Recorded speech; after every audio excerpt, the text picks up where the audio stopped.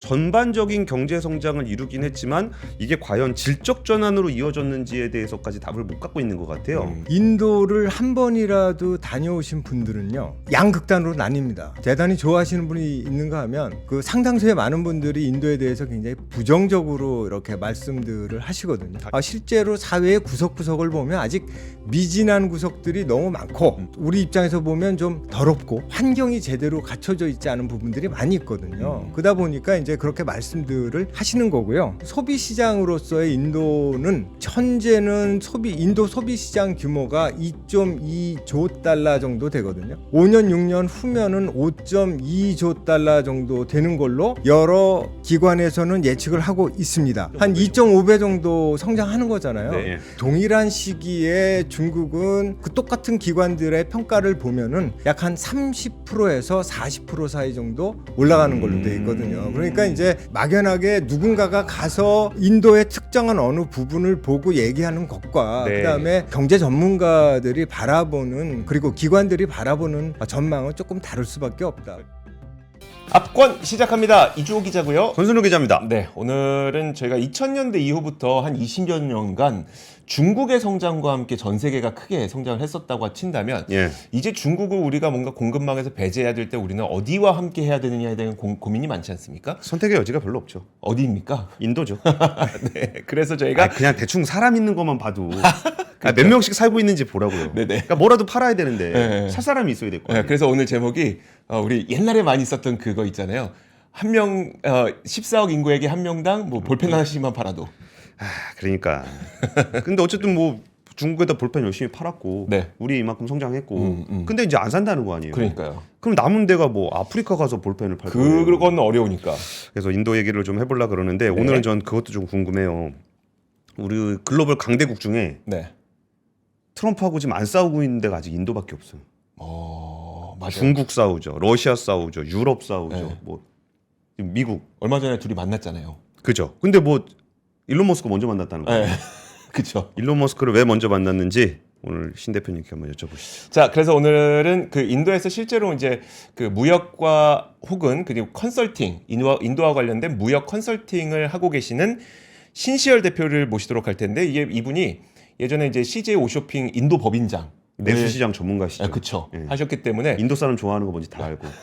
그래서 제품 얘기도 나중에 한번 들어보도록 하고 있고요. 국제 정세 이야기도 한번 들어보도록 하겠습니다. 신시열 대표 모시겠습니다. 어서 오세요. 네, 안녕하십니까. 안녕하십니까. 반갑습니다. 안녕하세요. 네네. 아유, 네. 네.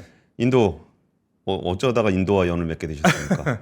그 2011년에 이제 처음으로 제가 이제 그 출장으로 한 열흘 정도 다녀왔고요. 그때 이후로 인도가 참 마음에 들더라고요. 그래서 인도에 갈 수 있는 방법이 있을까 하고 찾던 차에 기회가 와서 2012년 2월부터 인도에 이제 CJ 오쇼핑, 당시에는 지금 네. CJ 온스타일이고요. 홈쇼핑. 예, 맞습니다. 예, 예. 그래서 거기 그 인도 법인장으로 가서 한 5년 가까이 이렇게 근무를 했었습니다. 네. 거기서 홈쇼핑을 하셨어요? 그렇죠. 홈쇼핑 전국 커버를 했었습니다. 네. 거기도 홈쇼핑 우리나라처럼 막 해요?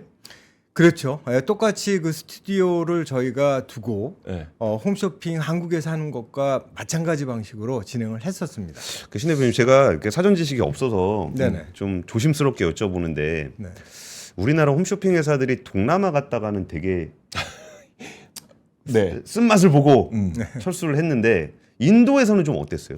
인도도 사실은 쉽지를 않았었습니다. 그래서 요점만 말씀드리면 인도가 가서 직접 해보니 모든 비용 구조가 굉장히 비싸더라고요. 예를 들어서 우리 그 한국에서도 홈쇼핑 회사들이 케이블 회사의 네트워크를 빌려서 네. 송출을 하지 않습니까? 예. 이제 그런 것도 송출 비용도 굉장히 비싸고 그다음에 또 그때는 택배가 그 지금처럼 활성화되어 있지 않아서 2012년이다 물류. 보니까 네. 물류 비용도 너무 비싸고 쿠팡이 없구나. 하는 그런 것들이 굉장히 좀 그 리스크 팩터로 작용했던 것이 좀 사실입니다.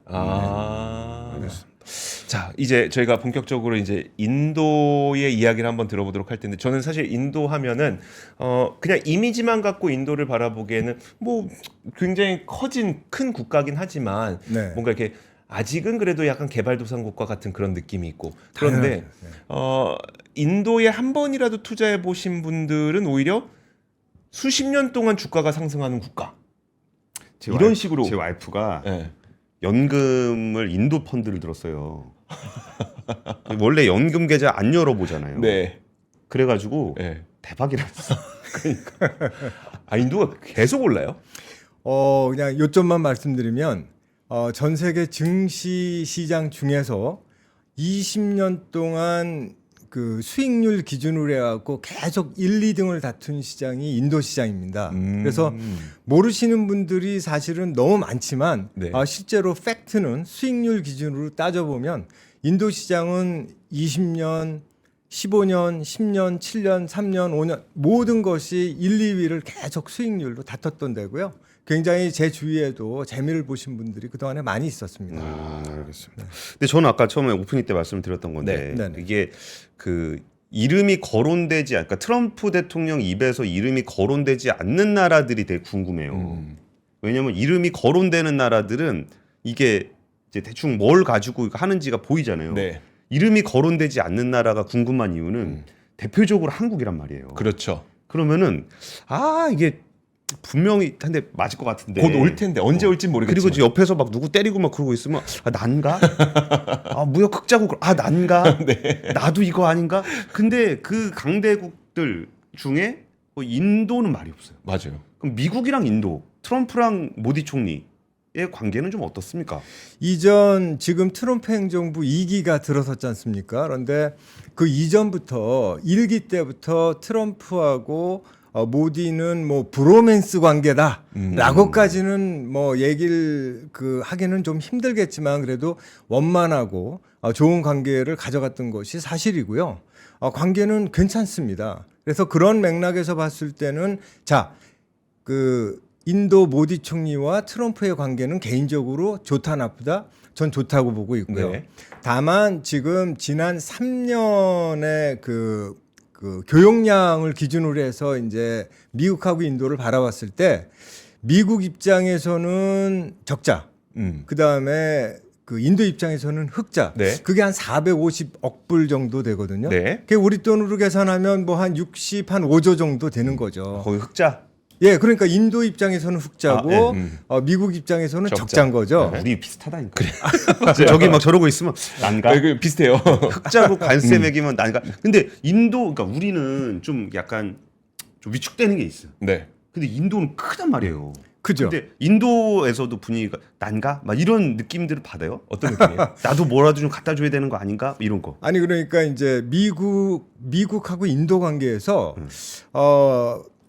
이렇게 봤을 때는 인도가 워낙에 전 세계 인구 1위의 국가고 면적으로 보더라도 전 세계 7위의 국가고 지금 GDP의 순위로 볼 때도 한 5위 정도 되잖아요. 네. 근데 아마 빠르면 올해 늦어도 내년이면 그 일본 GDP를 이렇게 추월을 해서 전 세계 인도가요? 4위 정도 될 거고요. 네. 인도가 1인당 아니라 전체 GDP. 전체 명목 총액 GDP. 그렇죠. 명목 GDP를 이제 말씀드리는 겁니다. 그다음에 이제 2027년이면은 거의 틀림없이 독일도 추월을 해서 인도의 GDP가 총액 기준으로 명목 기준으로 해갖고 3위 정도가 될 거거든요. 세계 그러니까 3위. 네. 절대로 미국 입장에서도 무시할 수가 없는 그런 나라다라고 그렇게 생각을 하시는 게 옳고요.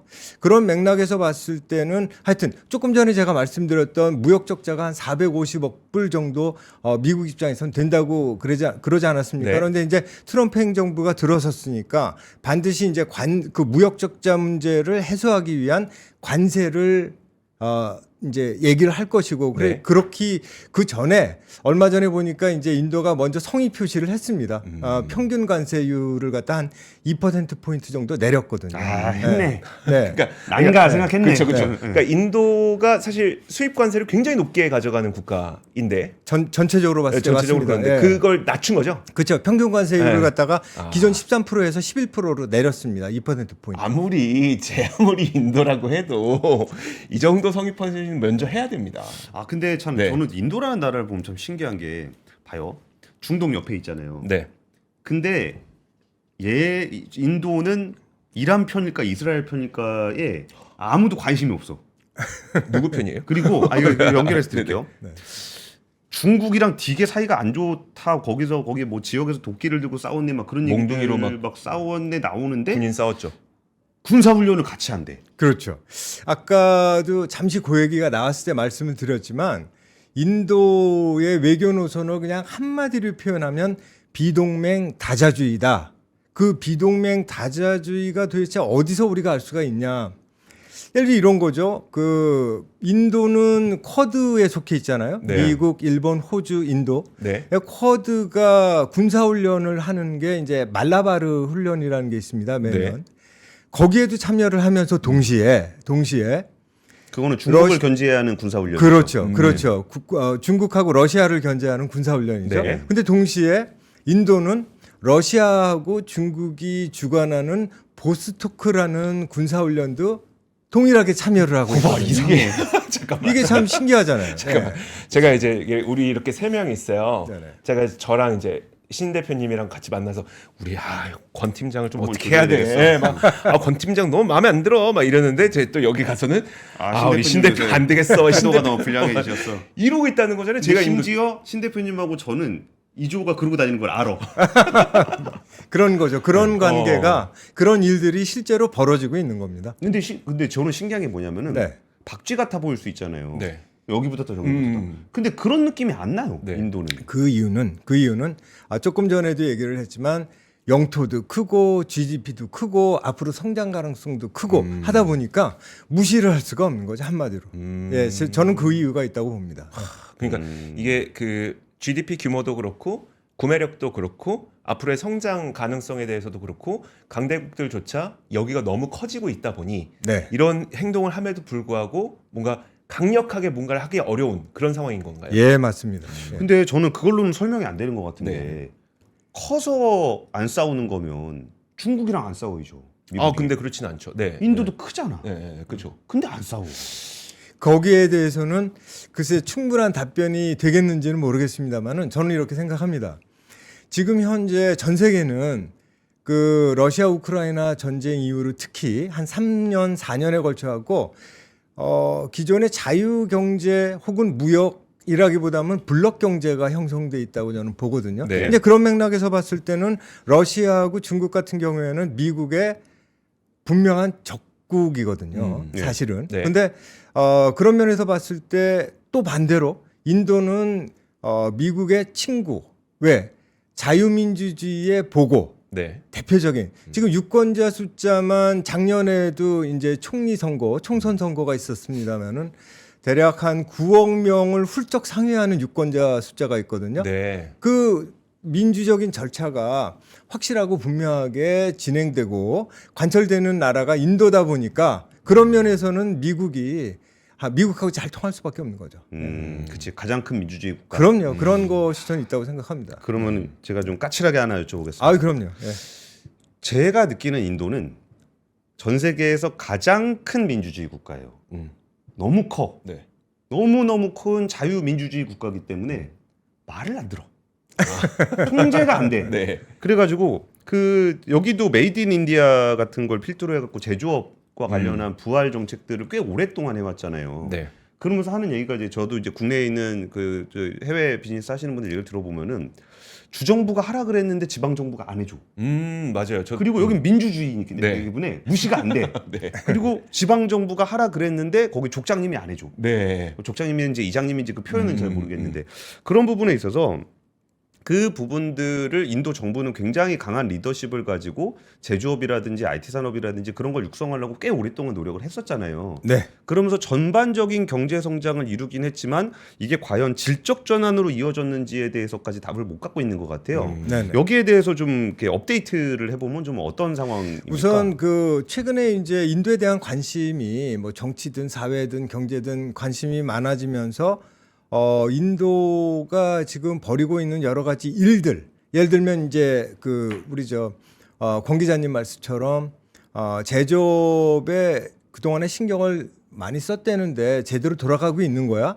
일단 거기에 대해서 제가 차제에 그 이런저런 자료를 좀 찾아봤거든요. 네. 그랬더니 뭐 인도 통계국이나 세계은행 자료를 찾아보니까 결론부터 말씀드리면 모디 총리가 2014년에 첫 번째로 중앙 총리가 되지 않습니까? 네. 그래서 이제 10년이 흘렀는데 그때 당시에 제조업 비중이 인도가 한 15% 정도 됐었습니다. 네. 근데 이제 그 이후로 2018년도 정도까지는 한 18% 정도로 그 15%가 이렇게 올라가요. 네. 올라갔다가 점차 내려오더니 지금 작년 말 기준으로 한 13% 정도가 되거든요. 그러니까 제조업 부흥이 모디 총리가 의도한 대로는 흘러가지 않았다. 그 이유는 뭐 여러 가지가 있겠지만 아무래도 중간에 한 3년, 4년에 걸쳐 갖고 코로나가 2020년서부터 아주 심각하게 인도에도 들어갔었던 것이 사실이고 거기다가 이제 뭐 그 제조 부흥을 위해서 정책적으로 진행시켰던 여러 가지 것들이 인도 정부가 원했던 만큼은 이렇게 활달하게 돌아가지는 않았던 것 같습니다. 그래서 그런 스트레스가 좀 있죠. 근데 그 사실 계속 지수는 오르고 네. 그러면 저희는 이제 딱 직관적으로 생각할 수 있는 거는 인도는 경제 성장이 굉장히 빠르구나. 라는 그쵸? 걸 첫 번째 생각할 수 있고 네네. 그 기반에 무엇이 있는가를 생각해 봤을 때 제조업 기반에 대해서 우리는 상상을 하게 될 것 같거든요. 네네. 근데 반면에 이것도 되게 신기한 점인데 인도의 실업률이 그렇게 높다고 특히 이제 네네. 대학교 졸업한 사람들의 실업률은 거의 절반에 가까운 사람들이 뭐 실업에 노출되어 있다. 네. 현재 인도의 경제 상태는 어떤 겁니까? 그러면은 그 이제 두 가지를 좀 말씀드리자면 이제 일단 경제 성장률부터 조금 네. 좀 짚어봐야 될 것 같아요. 지난 3년간 인도 경제는 한 평균 7% 정도 성장했다고 보시면 되거든요. 왜냐하면 2022년에 뭐 한 7%, 그 다음 해에 뭐 8.2%, 그 다음에 작년 같은 경우에도 한 7% 성장했고 올해는 예상이 한 6.5% 정도 됩니다. 그러니까 7%는 안 되지만 굉장히 높은 그런 성장률이죠. 반면 비교되는 중국 같은 경우에는 지난 3년간 한 4.3% 정도 성장을 했더라고요. 제가 말씀드리는 이 숫자들은 전부 IMF에 네. 기반해서 제가 말씀드리는 숫자고요. 2022년에 중국이 한 3%, 그 다음 해 뭐 5.2%, 그 다음에 작년 같은 경우에 한 4.8% 성장했고 올해는 한 4.5% 성장하니까 중국보다도 한 2%포인트 높은 경제 성장률을 계속 가고 있는 건 맞고요. 근데 이제 조금 전에 실업률 네. 말씀하셨잖아요. 실업률은 사실은 그 모디 정부가 의도한 대로 풀리지는 않았습니다. 예를 들어서 그 특히 이제 청년 실업률이 15세부터 29세까지인데 청년 실업률 같은 경우에는 결론부터 말씀드리면 작년 같은 경우에 한 17% 정도 그렇게 되거든요. 네. 청년 실업률이. 네. 그게 20% 후반까지 올라갔다가 그래도 내려온 겁니다. 내려온 거고요. 네. 그다음에 그 전체 실업률은 사실은 7%대 중반 정도까지 갔다가 작년 말 기준으로는 한 6.4%로 안정된 수준을 가져가고 있으니까 네. 이 정도면 괜찮죠. 중국 같은 경우에 한 5% 정도 전체 실업률 되고 미국이 한 4% 정도 되니까요. 네. 중국이 20% 실업률 나오니까 청년 실업률. 통계를 네. 없애버리더라고요. 발표를 안 했잖아요. 그리고 인도가 취업하기가 힘드니까 이제 네. 순다르 피차이 같이 미국으로. 좀 힘든 사람들이 네. 미국으로 넘어가서 이제 마이크로소프트나 뭐 구글 가서 CEO도 하고 네. 참 인도가 힘들긴 힘든가 봐요. 그러니까요. 아니, 사실은 좀 이제 일자리 관련해서 여쭤보셨으니까 네. 잠깐 참고적으로 말씀드리자면 1년에 계산해 보면 그 인도에서 이제 그 순증하는 인구의 숫자가 한 1,300만 명 정도 가까이 되거든요. 네. 그러면 그냥 얼추 그냥 러프하게 잡아도 한 1,000만 명 900만 명에서 1,000만 명 정도 일자리는 이렇게 마련될 수 있으면 매년? 인도 네. 정부의 입장에서는 매년 네. 좋겠지만 사실은 그 정도까지는 좀 안 되다 보니까 그 일자리 문제가 굉장히 좀 이슈로 항상 거론되죠. 그거는 뭐 비단 지금의 얘기가 아니고요. 네. 독립했던 1947년 직후서부터 수십 년간 계속 문제가 되었던 이슈입니다. 문제가 알겠습니다. 되었던. 근데 생각보다 너무 시간이 빨리 가는데 네네. 제가 댓글 반응 보면서 되게 느끼는 게 댓글에서 인도에 대해서 굉장히 부정적인 댓글들이 많이 올라와요. 그래요? 네. 이게 뭐 지저분하다 뭐 네. 그런 얘기도 많이 올라오는데 저는 이 부분들이 사실 대부분의 사람들의 기억은 되게 과거의 기억에 그렇죠. 머물러 있는 경우가 네. 많고 근데 이게 또 인도 나라가 너무 커가지고 잘 사는 분은 엄청 그 산업하고 거기 저기 그 저기 누가 기안84 이런 사람들 하는 그런 데랑은 또 완전히 다르단 말이에요. 맞아요. 네. 근데 우리가 지금 이게 인도를 바라보는 이유는 뭐 두 가지가 있겠죠. 하나는 뭐 제조업에 있어서 차이나를 대처할 수 있을 것이냐, 아니면 우리의 수출 시장으로서의 네. 인도를 바라볼 때. 근데 우리나라도 사실 이렇게 생각하면 안 돼. 맨날 뭐 물건 팔아먹을 생각만 하니까 여기서 뭐 돈 살 수 있어요, 없어요? 그리고서 살 것 같으면 가서 잘해주고 네. 이러면 안 되는 건 아는데. 어쨌든 지금 현대차도 거기 가서 이제 IPO도 팔아야죠. 하고 네. LG전자도 좀 네. 하고 팔려고 하는 것들이 좀 있는데 네. 그 솔직히 구매 시장으로서의 인도, 그러니까 우리가 지금 중국 비중을 점점 낮춰가면서 다음 시장으로서의 인도를 좀 어떻게 바라보고 계십니까? 저는 대단히 좋다고 보거든요. 그러니까 일단 그 뭐라고 표현을 해야 되나, 인도를 한 번이라도 다녀오신 분들은요, 양극단으로 나뉩니다. 네. 대단히 좋아하시는 분이 있는가 하면 그 상당수의 많은 분들이 인도에 대해서 굉장히 부정적으로 이렇게 말씀들을 하시거든요. 다녀오고 나서요. 네, 다녀오고 나서. 근데 그 이유는 여러 가지가 있겠지만 아직까지도 가보시면요, 인도가 뭐 GDP가 5위가 되는 뭐 나라이네.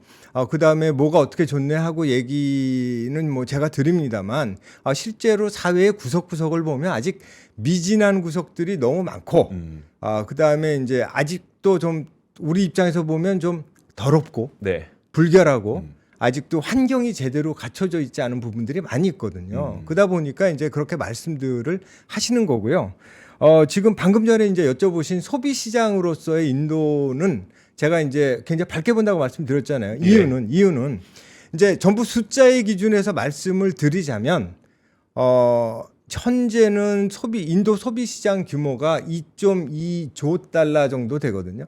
2.2조 달러 되니까 우리나라의 그 전체 GDP 보다도 조금 더 큰 정도 수준 되잖아요. 네. 근데 이것이 2030년면, 즉 5년 6년 후면은 5.2조 달러 정도 되는 걸로 여러 기관에서는 예측을 하고 있습니다. 네. 자, 그러면은 그게 몇 배 정도 성장하는 거냐? 2.2조가 5.2조 정도 되면은 한 2.5배 정도 성장하는 거잖아요. 네. 그 동일한 시기에 중국은 그 똑같은 기관들의 평가를 보면은 약 한 30%에서 40% 사이 정도 올라가는 걸로 돼 있거든요. 그러니까 이제 제가 그냥 막연하게 누군가가 가서 인도의 특정한 어느 부분을 보고 얘기하는 것과 네. 그다음에 경제 전문가들이 바라보는, 그리고 기관들이 바라보는 전망은 조금 다를 수밖에 없다. 요즘 네. 뭐가 인기가 있어요?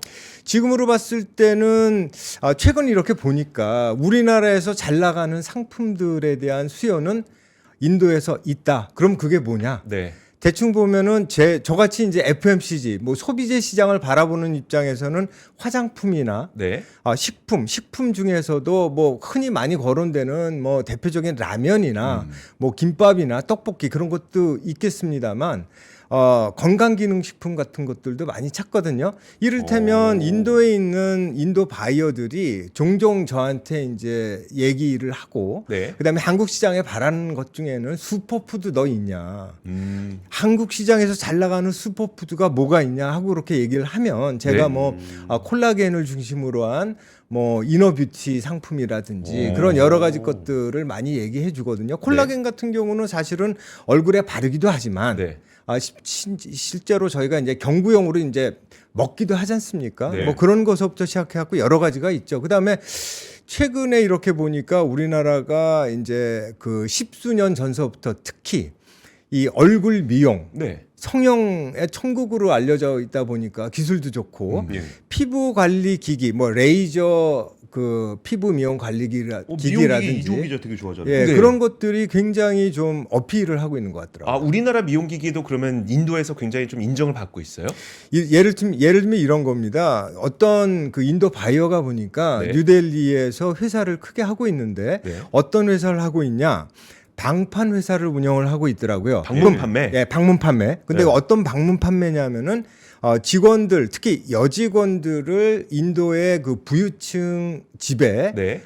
파견을 시키고 레이저, 조금 전에 말씀드렸던 그 디바이스, 기기를 가지고서 이제 얼굴을 관리를 해주는 그런 사업을 하고 있더라고요. 예. 근데 이제 우리나라는 우리가 병원에 방문을 해서 네네. 혹은 에스테틱에 방문을 해서 그렇죠. 시술을 받는다면 네네. 거기는 직원이 그 기기를 뭐 들고 가는지 어떤지 모르겠으나 들고 갑니다. 들고 가요? 네네. 들고 가서 네네. 사모님이 어떻게 움직여?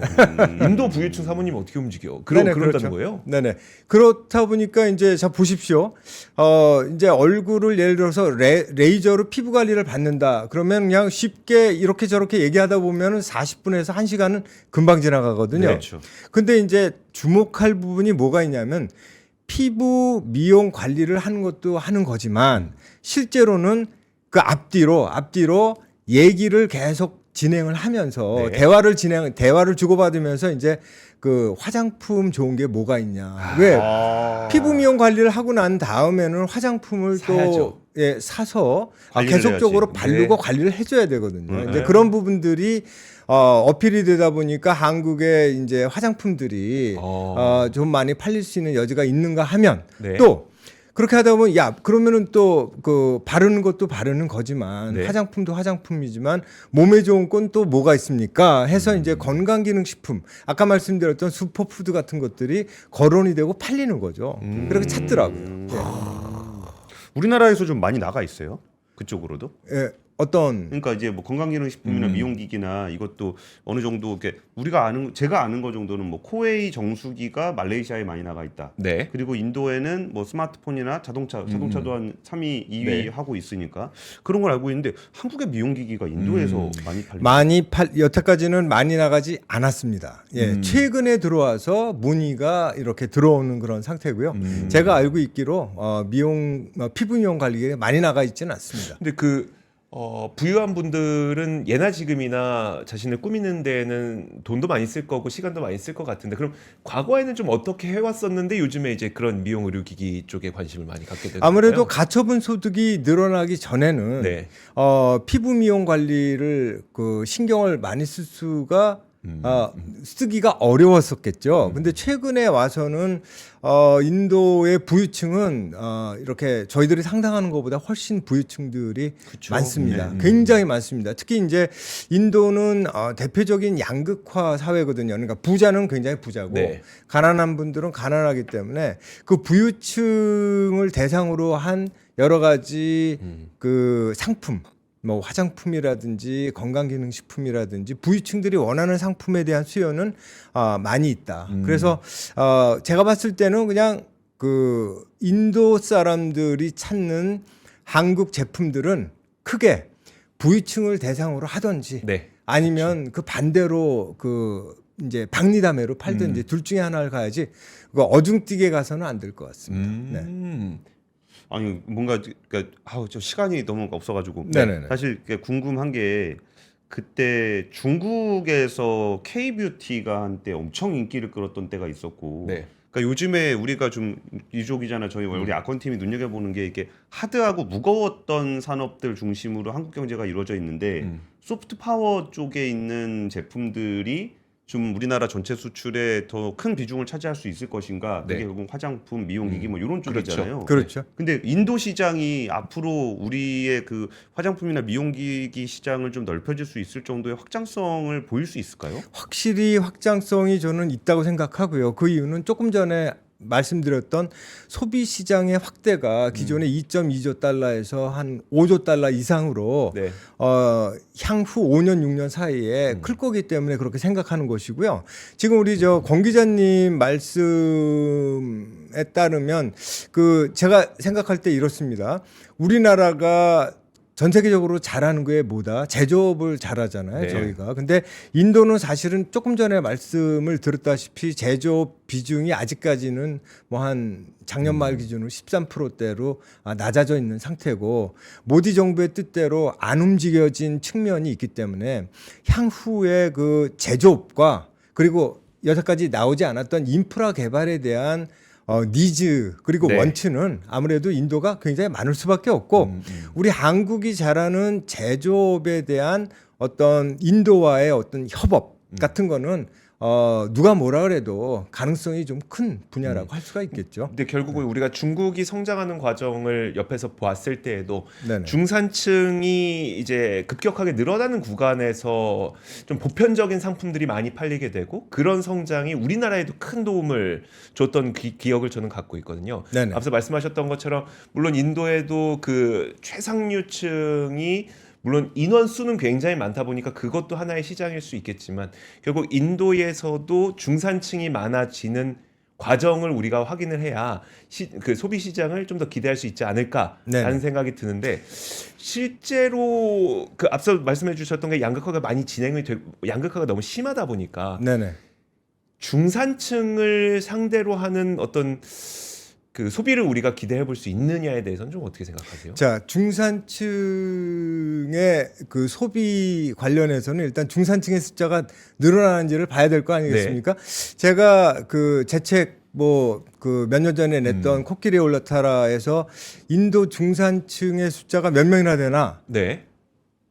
뭐라 그랬냐면 자 2억 명대 초반이라고 얘기를 했었거든요. 근데 그게 2019년쯤 내셨던 책이었어요. 2019년에 냈었죠. 네네. 여름에. 그런데 지금 현재는 BCG 즉 보스턴 컨설팅 그룹에 의하면은 2025년 말이면 네. 올해 말이면은 약 한 5.4억 명 정도의 중산층 숫자가 예상된다. 그렇게 지금 전망하고 있거든요. 그러면은 BCG 보스턴 컨설팅 그룹이 전망하는 그 5.4억 명의 그 구체적인 그 숫자는 어떻게 되는 거냐, 그러니까 소득이 어떻게 되는 거냐 하는 거는 대략 7,500불에서 네. 약 한 38,000불 정도 사이를 중산층으로 봅니다. 그 숫자가 올해 말이면 약 한 5억 4천 명 정도 될 것이다라고 제가 아니라 보스턴 컨설팅 그룹에서는 전망하고 있는 거죠. 네. 근데 그래서- 왜 인도 사람들은 원조 초코파이를 오리온이라고 안 하고 롯데라고 합니까? 그게 이제 원래 그 우리나라의 그 초코파이의 원조는 오리온인데 네. 롯데가 그 인도 같은 경우에는 초코파이를 훨씬 먼저 오리온보다 먼저 들어갔거든요. 그래서 지금 현재는 공장을 2공장까지 세워서 아주 초코파이를 엄청나게 많은 수를 판매를 하고 있습니다. 그러다 보니까 그걸 보고 또 오리온이 얼마 전에 쫓아 들어가더라고요. 원조가 그렇습니다. 원자가 이제 후발주자를 쫓아가야 되는 인도에서는 그렇죠. 인도에서는 오리온 초코파이가 짝퉁인 거 아니에요? 그렇게 되는 거죠. 근데 초코파이도 사실은 우리는 한 가지 종류밖에 없지만 예를 들어서 네. 인도는 베지테리안이 한 30% 그렇죠. 정도, 네, 10명 중에 인도에서는, 3명은 그렇죠. 베지테리안이거든요. 그러니까 베지 초코파이도 만들어서 그렇게 어필을 하더라고요. 사실 우리나라에도 초코파이 종류 많이 있긴 하거든요. 아 그래요? 네. 뭐 바나나 맛, 그다음에 바나나만 초코파이가 뭐 있다고요? 있어요. 네. 근데 베지 초코파이는 있습니까? 배지는 없죠. 그러니까 없죠. 뭘 말씀드리고 싶은 거냐면, 그러니까 네. 우리 인식 속에 그 오리지널 초코파이에 대한 인식이 너무 강해서 없다고 생각하시면 있습니다. 있긴 있는데. 불닭볶음면도 많이 먹어요? 불닭볶음면이 최근에 2, 3년 전서부터 네. 어필이 되고 있더라고요. 근데 라면이 사실은 사실은 인도뿐만이 아니라 전 세계 어디를 막론하고 이 한류 붐을 타고 여기저기서 많이 찾는데 인도에서도 불닭볶음면이 그렇게 주류가 되지는 않았지만 이제 매니아들이 찾고 있는 걸로 제가 알고 있습니다. 저는 아까 그 화장품이 이제 확장성이 좀 있을 것 같다고 말씀하셨으니까 이게 네네. 대부분 이제 여성을 타겟으로 한 소비 제품이라고 친다면 그렇죠. 혹시 남성을 타겟으로 한 소비 제품 가운데 좀 인도에서 이런 것들이 요즘에 갑자기 좀 사람들이 많은 관심을 갖고 있습니다. 그런 품목이 있을까요? 남성을 타겟으로 하는 상품들이요. 네네. 뭐 이것저것 사실은 우리 지금은 한국 남자들도 화장품을 많이 사용하시거든요. 네. 그렇죠. 아무리 예전에는 화장품 전혀 안 사용하시던 그 한국 남자분들도 지금은 사용하시고요. 인도의 남자분들도 생각보다 화장품 많이 사용합니다. 그들도 피부 관리에 각별히 신경을 쓰고 있거든요. 네. 그래서 비단 화장품이 남자만을 위한 상품이라고 생각하시면 안 될 것 같고요. 인도 남자들한테도 어필이 많이 되고 있는 그런 부분 중에 하나 맞습니다. 인도는 문화가 어때요? 그러니까 남성분들이 이렇게 꾸미는 것에 대해서 좀 호의적인가요? 야, 남자가 무슨 화장품이야? 뭐 이런 분위기인가요? 문화적으로? 도시의 남성들한테는 네.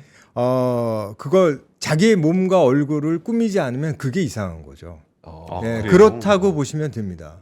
인도도. 예.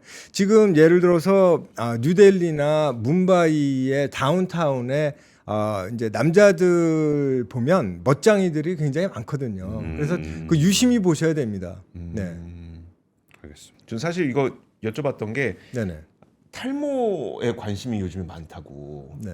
그래서 한번 여쭤본 거였었거든요. 그렇죠. 탈모는 이런 겁니다. 그러니까 아무래도 탈모 말씀하셨으니까 탈모는 사실은 여자들도 탈모가 없지는 않습니다만은 남자들한테 먼저 탈모들이 오고 그다음에 이제 광범위하게 남자들의 문제 중에 하나가 탈모거든요. 근데 최근에 이제 그 인도 바이어가 찾는 상품이 있어서 보니까 그 우리나라에서 글쎄 마두카라는 그런 샴푸가 하나 개발이 됐는데 그 마두카라는 샴푸가 개발이 됐는데 그게 보니까 이게 인도 북부에서 나는 식물인 거예요. 근데 인도 북부의 식물이라는 이 마두카의 씨앗을 발효를 시켜서 발효된 걸 성분해서 이제 그 샴푸를 만든 겁니다. 네. 예, 그러다 보니까 이게 또 중요한 거는 그것까지는 좋은데 인증이 뭐 제대로 많이 갖춰져 있냐 하고 제가 서류를 살펴보니까 미국의 그 FDA 인증도 받았고 우리 한국 식약청의 인증도 받았더라고요. 그다음에 또 중요한 거는 그 한국의 그 공인 시험 기관에서 한 5개 정도 되는 공인 시험 기관에서 지금 말씀드렸던 여러 가지 탈모가 과연 맞냐 그리고 발모도 맞냐 하는 그런 여러 가지 그 인체 적용 시험도 가지 이제 많이 거쳤더라고요. 그래서 그런 걸 보면서는 이게 지금 그 인도에도 이 남자분들의 탈모가 굉장히 많거든요. 그래서 이런 거는 제가 이제 관심 갖고 조금 더 집중적으로 한번 소싱을 해서 한번 판매를 하고 시장 진출을 해봐야 되겠다 그렇게 생각을 하고 있죠. 네. 대표님 직접 비즈니스도 하세요? 네, 직접 비즈니스도 합니다. 네네. 알겠습니다. 네. 재밌다. 더 듣고 싶어요. 네네. 안 돼요? 저 밖에 계셔. 오셨어. 네. 또 모시지 뭐. 그래요? 네. 한 번 더 시간 좀 내주세요. 네, 알겠습니다. 예. 제가 사실 인도에 대해서는 제가 인도 갔다 왔어요. 저 대학교 때. 그래요? 네. 한 달 정도 그러셨습니까? 배낭여행. 그때는 어느 지역을 주로? 저 델리로 들어가서 밑으로 네. 돌아가지고 저기 현대청구장 있는데 저 첸나이. 첸나이로 아웃해서 갔습니다. 그러셨습니까? 네네. 근데 그냥 관광지 바닷가에서 술 먹고 놀다 처음에 유적지 좀 보다가 네네. 네네. 봐서 뭐 하나 네네. 싶어가지고 사실 근데 그 얘기하니까 별 그런 얘기 해봐야 소용 없다 그러더라고요. 이게 그 기간 동안 한 20년이라는 기간 동안 아예 다른 나라가 돼 있어가지고 네. 좀 맞습니다. 네. 그래서 계속해서 바뀔 테니까요. 저희가 네네. 신시열 대표는 앞으로도 좀 네. 바뀔 때마다 한 네네. 번씩 좀 모셔서 인도 이야기 한번 들어보도록 하겠습니다. 네, 감사합니다. 지금까지 악권이었습니다.